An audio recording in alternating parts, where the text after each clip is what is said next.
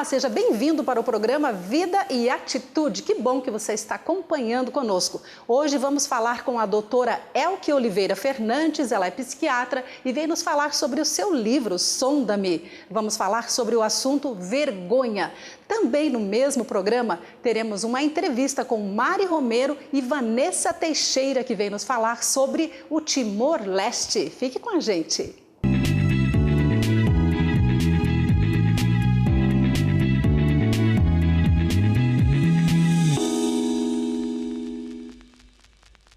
E eu converso agora com a doutora Elke.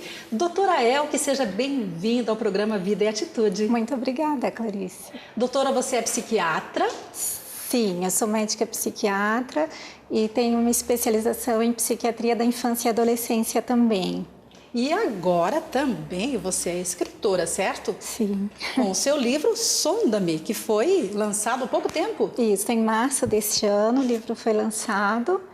E desde então as pessoas têm me dado algum retorno de que têm gostado, alguns dizem especificamente os temas que têm preferência ou que têm auxiliado mais, e o livro está aí.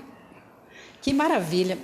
Doutora Elke, no seu livro eu estive dando uma olhada, uma lida, gostei muito por sinal, e a gente vê que tem muita coisa interessante aqui, mas eu queria que você contasse para os nossos telespectadores qual é o objetivo desse livro. Sim, na verdade, antes até de escrever o livro, eu tenho por hábito olhar na Bíblia, na Palavra de Deus, que o livro é fundamentado na Palavra de Deus, sobre aspectos da nossa vida diária, que a Bíblia nos diz, como devemos nos conduzir em relação a algumas questões do nosso dia a dia.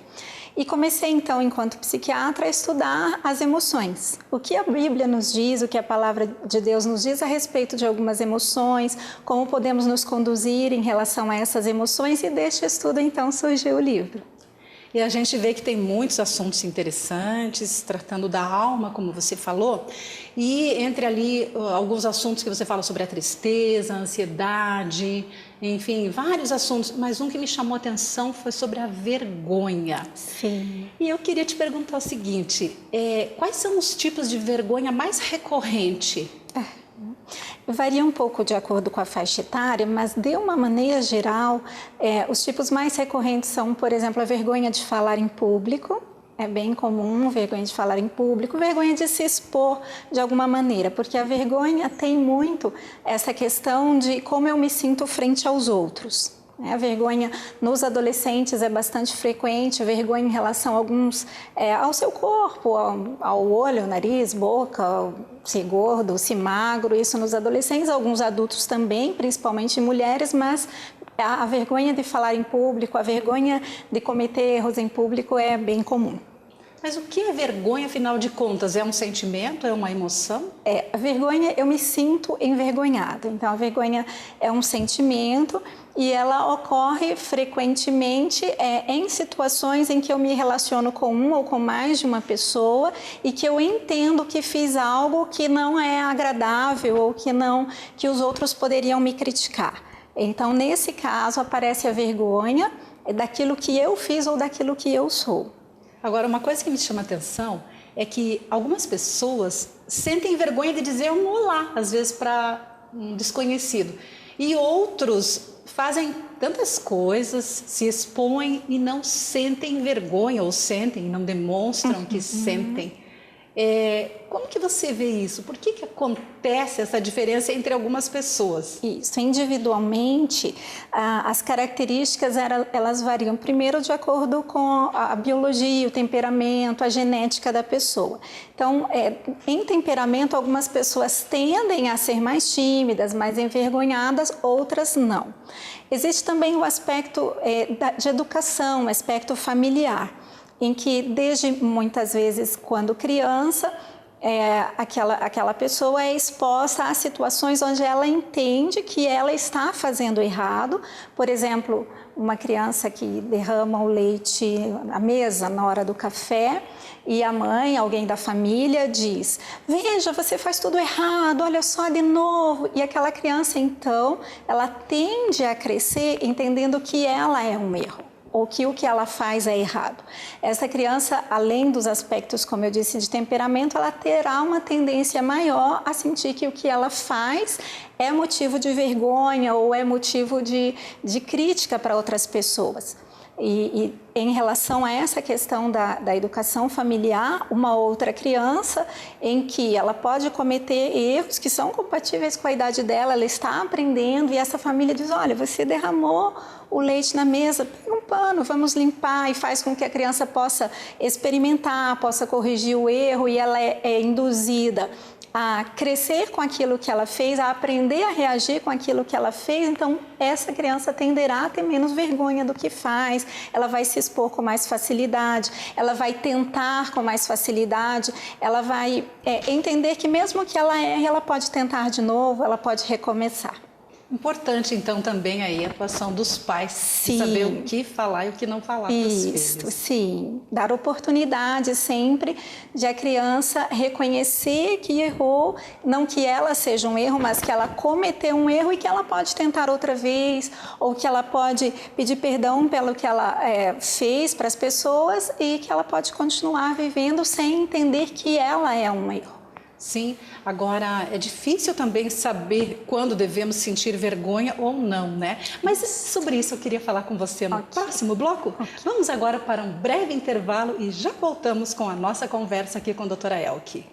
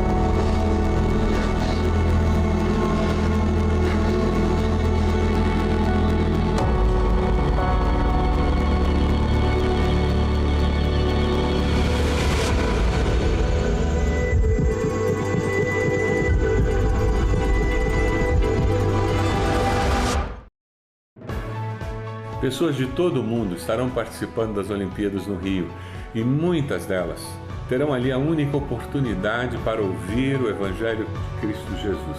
Nós não podemos deixar passar essa oportunidade. É por isso que nós criamos o projeto Jogada Perfeita.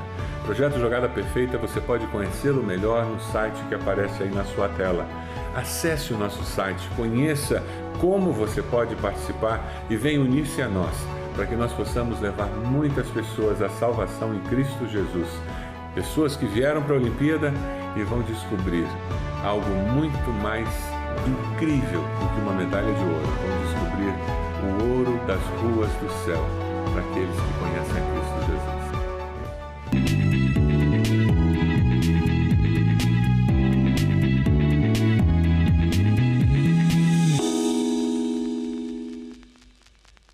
Voltamos com o programa Vida e Atitude. Estamos aqui conversando com a doutora Elke, ela que é psiquiatra, e no começo do programa falamos sobre o seu livro, Sonda-me, e escolhemos um assunto aqui desse livro para conversar hoje, que é o tema vergonha, não é, doutora Elke?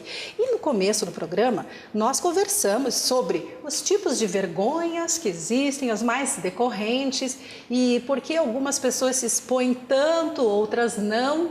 E agora eu quero perguntar para você, doutora,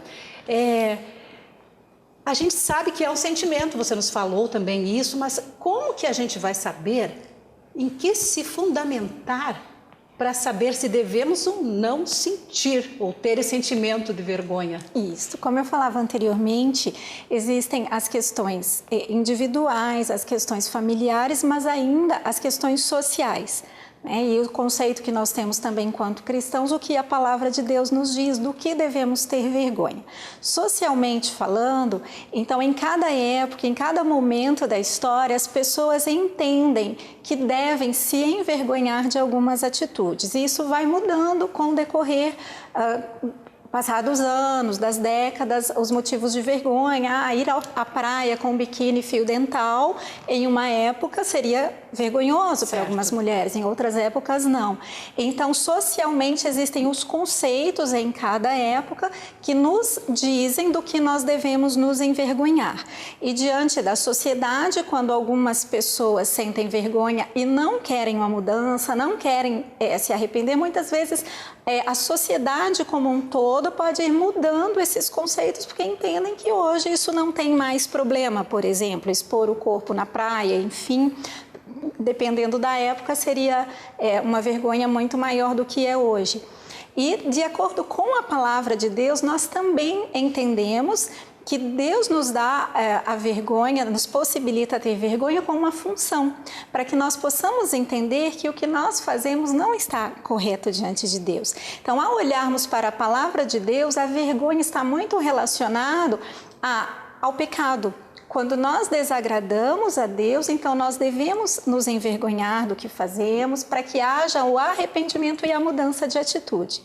Sim, e nós vivemos num momento de tanta corrupção e a gente vê tantas fraudes, tantos delitos, violência, não é? E eu fico pensando, por que alguns de nós não sentem vergonha diante de tudo isso? Quando algumas atitudes elas se tornam muito recorrentes em uma sociedade, muitas pessoas começam a praticar aqueles atos, a tendência é que as pessoas se envergonhem menos.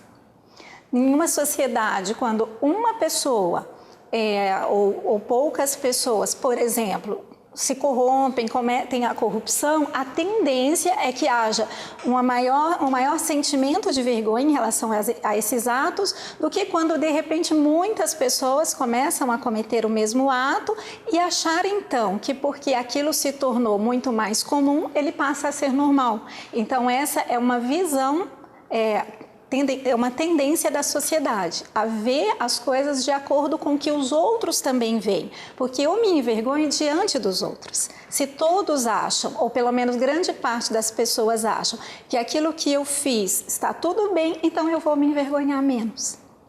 E de repente passa a ser como uma coisa normal, então? Sim, isso. O coração vai ficando meio que endurecido? Endurecido, isso, em relação, porque os parâmetros, eles são sociais. Quando olhamos para a palavra de Deus, esses padrões são imutáveis. Sim. Eles são imutáveis, então, entendendo como eu preciso me portar, como eu preciso me conduzir na vida, então, diante de Deus, eu vou corrigindo a minha conduta. Muito bom. E você falou agora há pouco sobre arrependimento. Agora, basta só se arrepender? Ou é preciso mais do que isso? Sim, a vergonha, então, ela é um alerta para que eu, então, entenda, existe algo que eu preciso mudar? O que eu estou me envergonhando é necessário mudar? Porque se eu estou envergonhada porque a cor dos meus olhos não é o que as pessoas esperam dentro do que eu imagino, eu não preciso me envergonhar disso. Esse conceito precisa ser corrigido em mim. Mas se a minha atitude realmente é uma atitude da qual eu preciso me envergonhar, da qual eu preciso mudar aquilo que estou fazendo, então, a partir da detecção da necessidade de mudança, eu me arrependo e uso da minha decisão, então, para fazer diferente. Uma mudança mesmo de atitude. De atitude, isso. Doutora, e para terminar, eu gostaria de fazer duas perguntas para você. Com certeza, na sua trajetória, você conheceu muitas pessoas, atendeu muitas pessoas, você trabalha na área médica, na psiquiatria. Sim. Você já teve a oportunidade de ver realmente alguém que foi transformado, conseguiu entender os valores do alto? Sim, sim. Nós vemos isso não só no consultório, mas, enfim, entre as pessoas cristãs, já que estamos mencionando a palavra de Deus, que muitas coisas que eram feitas antes desse entendimento, então a pessoa começa uma transformação a partir do entendimento do que Deus espera de nós. Então, casos de casais onde havia adultério, de família onde haviam vários tipos de abuso. Então, nós podemos acompanhar e observar uma mudança, mas para que haja mudança é necessário que haja o desejo de mudar, porque muitas vezes nós justificamos os nossos atos naquilo que o outro também fez. E por mais que muitas vezes o outro nos machuca, nos agrida de várias maneiras, mas nós precisamos olhar para nós para que haja mudança. Se olharmos só para o outro, não haverá mudança também. Ótimo. E agora também temos que deixar Deus sondar os nossos corações, como você fala em seu livro aqui no final, não é? Isso. E como que é esse sondar de Deus? Então, nós precisamos conhecer, ir lendo a palavra de Deus, entendendo como essa palavra se aplica ao nosso dia a dia e nos nossos momentos de oração, de reflexão. Então, nós vamos aplicando a palavra de Deus ao que eu estou vivendo hoje. E ali Deus vai falando conosco através da palavra, através de uma pregação, nas nossas orações, nós vamos entendendo progressivamente quais os pontos que devemos trabalhar em nossas vidas. Muito bom. Doutora Elke, muito obrigada. Vamos deixar o seu contato? O telefone é 41-3342-3337. É o telefone da clínica onde eu trabalho. Doutora Elke, muito obrigada pela entrevista e parabéns pelo seu lindo livro que eu li e gostei muito. Obrigada, Clarice. Eu que agradeço. E agora vamos acompanhar uma entrevista que a Mari Romero fez com a Vanessa Teixeira, que é missionária no Timor-Leste. Acompanhe conosco.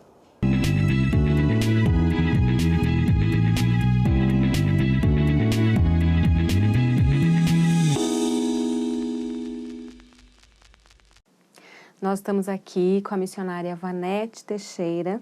Ela está há quase 10 anos no Timor-Leste, pela Junta de Missões Mundiais da Convenção Batista Brasileira. E ela vai contar um pouquinho para a gente da experiência de vida dela nesse tempo, o que está acontecendo por lá e as transformações nesse período que ela teve por lá. Vanessa, como é que foi isso? Como é que foi esse começo, há quase 10 anos? A situação lá era bem difícil, né? Como que foi esse processo de vocês saírem do Brasil, irem para lá e chegar lá e encontrar uma situação totalmente diversa do que vocês viviam aqui? Então, quando Deus nos chamou para irmos ao Timor-Leste, Deus falou muito profundamente ao meu coração. E até então quase ninguém se ouvia falar em Timor. E quando eu fui pesquisar também não encontrei no mapa, por ser uma ilha muito pequenina. De aproximadamente, hoje está com 1 milhão e pouco de habitantes. Mas Deus falou ao meu coração para nós irmos lá e ajudarmos aquele povo. E o que mais nos chamou a atenção, que era um país em reconstrução, um país pós-guerra. Durante 400 anos viveu sob a colonização portuguesa. Depois, quando Portugal deu a independência, ela foi invadida pela vizinha Indonésia. Durante 25 anos, muito sofrimento para aquele povo. Isso encantou o nosso coração. Ficamos com desejo de poder ir lá e fazer alguma coisa, ajudar. Foi então que fomos desafiados.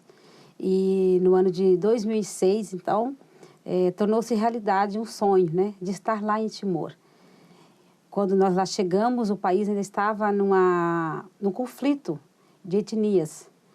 A Indonésia já tinha se retirado, a ONU ainda fazia presente devido aos grandes conflitos. E quando nós chegamos, encontramos uma situação um pouco caótica. Muitas casas queimadas, muitos refugiados, vários campos de refugiados. Inclusive, quando nós chegamos no aeroporto, havia um campo de refugiados muito grande, com mais de 10 mil pessoas. Muitas crianças. E quando nós pisamos naquele solo e vimos aquela situação, nós pensamos, Senhor, usa-nos aqui. O que podemos fazer? E desta forma, chegamos lá, então, em 2006. Eu, meu esposo, o pastor Evaldo, e meus 2 filhos, o Evaldo Júnior e o Jonatas. O Evaldo Júnior estava com 9 anos e o Jonatas com 7 anos. E daí vocês chegaram e tiveram que entrar não como missionários, né? Porque lá não era permitido, então, entrar como missionários.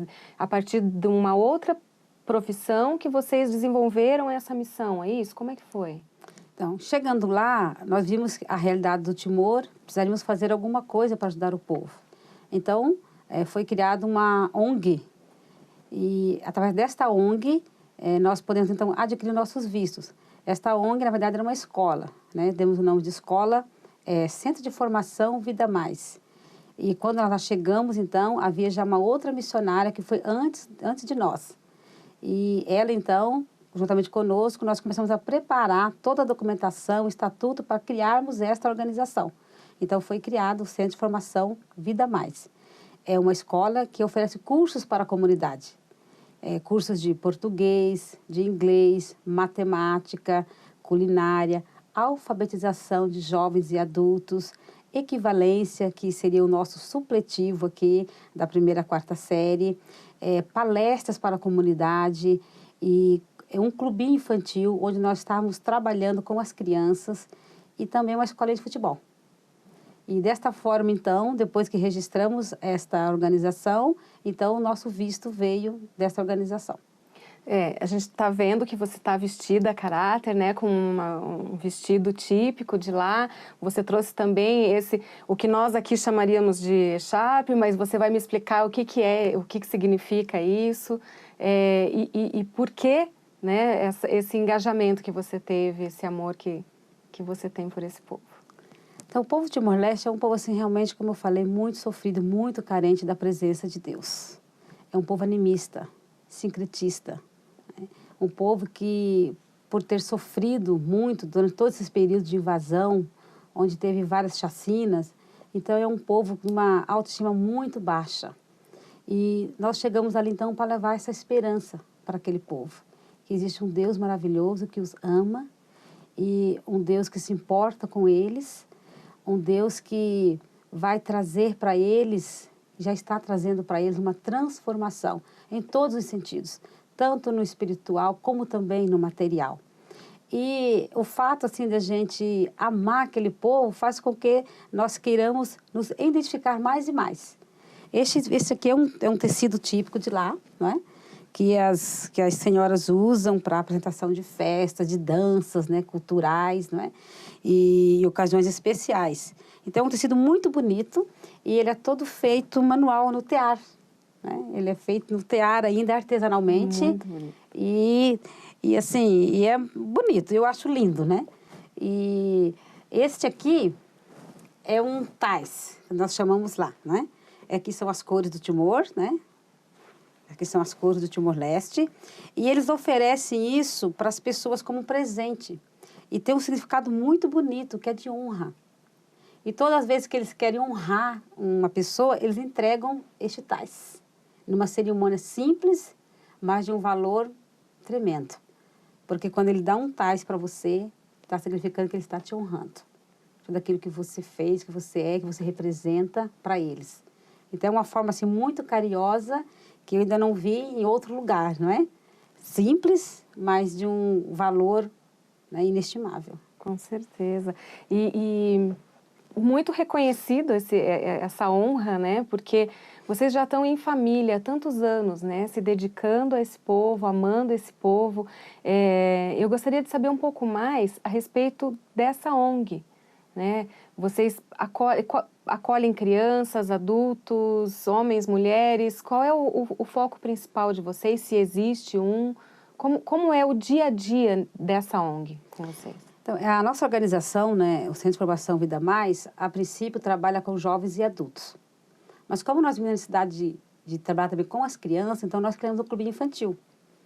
E os jovens e adultos, porque é um país em reconstrução. E uma das formas de ajudar este país é oferecendo ferramentas para que eles possam desenvolver, né, também na sua parte intelectual. E esses cursos dão a eles a oportunidade também de poder arrumar um emprego. O Timor-Leste hoje colocou uma das línguas oficiais o português. Então, existem duas línguas oficiais, o português e o tetum, que é um dialeto que eles falam lá. E nós já temos hoje pessoas que estudaram, passaram pela nossa organização, já ganharam bolsa de estudo aqui no Brasil, em Portugal, já estão trabalhando com o governo. E isso, assim, nos alegra. Porque Deus, Ele não só se preocupa com o homem na parte espiritual. Ele se preocupa com o homem como um todo. Nós somos um todo, nós não somos só espiritual. Nós também temos a parte intelectual, né, a parte social. E Deus quer para nós o melhor. e que nós nos desenvolvamos em todas as áreas.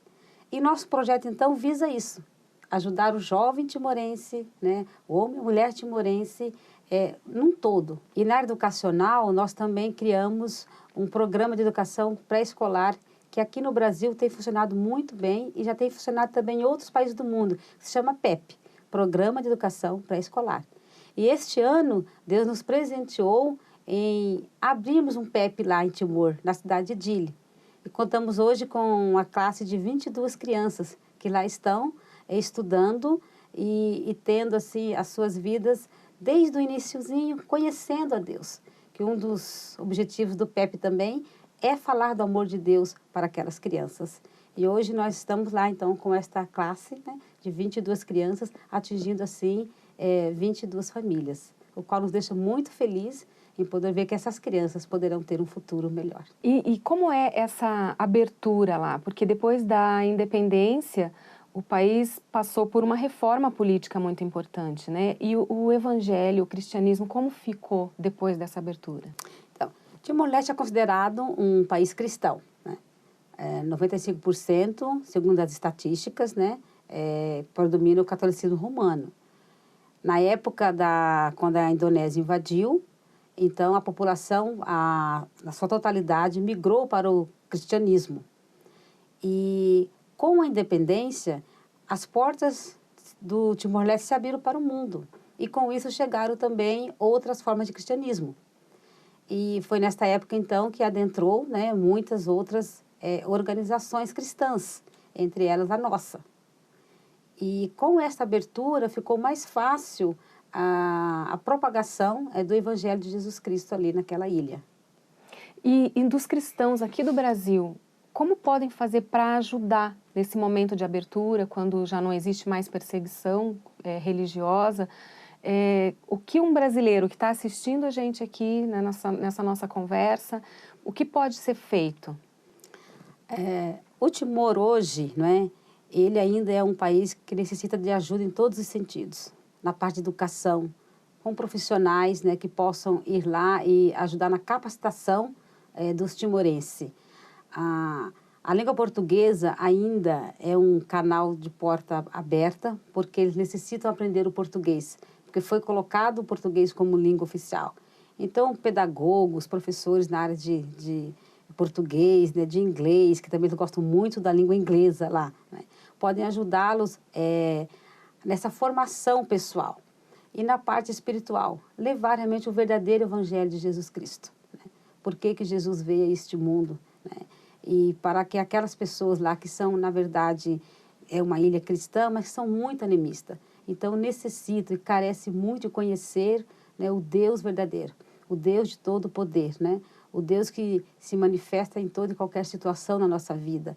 Não é um Deus que está longe, né? Não é um Deus que está alheio às nossas necessidades. Então, na parte espiritual, levar esta esperança através da literatura, né? Como o português é uma língua que é oficial, né? Até o próprio material em português chegando lá é muito bem-vindo. Muito obrigada. Nós que agradecemos muito a sua presença e nós não estamos dando... Como é que é o nome desse aqui? Um TAS. Nós não estamos presenteando com um TAS, mas nós estamos com certeza muito honrados com a tua presença aqui. Muito obrigada, Vanete. Eu gostaria de, através da sua pessoa, honrar o Pão Diário, que tem alcançado tantos países e tem ajudado tantas vidas, né, durante todo esse tempo da sua existência.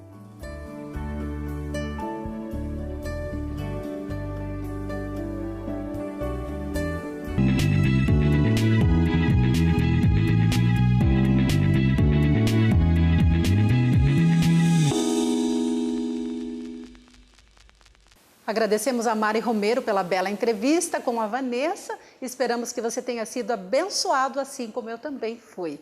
Bom, o nosso programa Vida e Atitude vai ficando por aqui. Esperamos que você esteja conosco em nosso próximo encontro. Que Deus abençoe a sua vida. Até lá!